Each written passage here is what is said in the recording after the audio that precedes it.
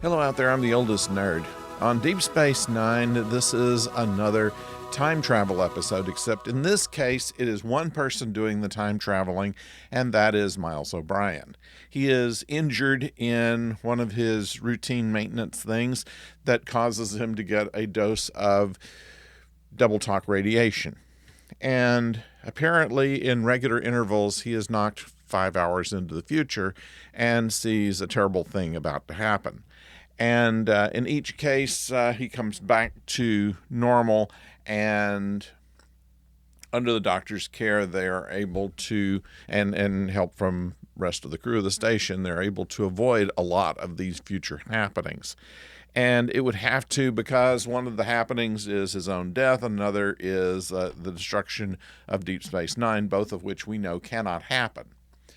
So the interest in this is how the mystery in how the time jumps are coordinated, what's causing them. There has to be not just the radiation that Miles is exposed to, but something that is triggering it.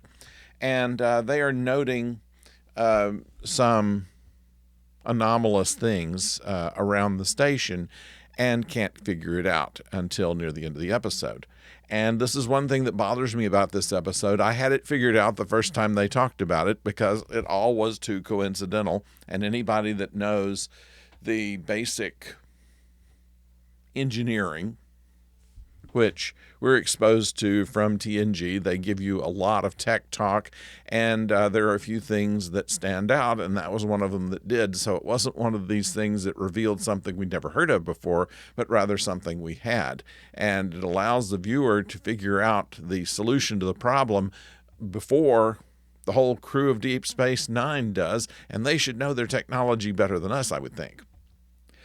Nevertheless, we do have a good ensemble of actors in this particular one. Of course, Avery Brooks is always good. Nana Visitor is also especially characteristic in this episode. So is Quark and Odo, and Bashir has a big part in this, and of course O'Brien. And we get a little evidence of the relationship between Miles and Julian.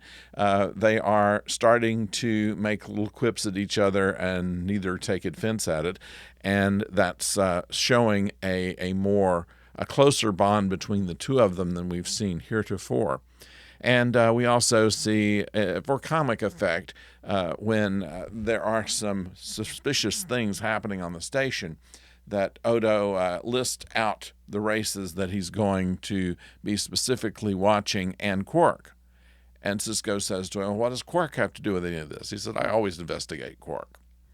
So with that, it makes an interesting episode, although, like I say, I'm a little disappointed that I figured out the reasons early on. We do see good acting by Colm Meaney. We see good acting by Alexander Siddig. We also see, of course, Avery Brooks and Nana Visitors at the peak of their game. And I think that all in all, it's an enjoyable episode, even if you can figure out how it comes out before they do. And that's what I have on this one. I hope you enjoyed that. Later on, I think we're going to pick a movie that will be reviewed and dropped on Friday. So look forward to that, and then we'll be back with Babylon 5 on Monday. So until then, please subscribe and like, if you will, and then we'll see you again next time. Until then, Doug O'Farr.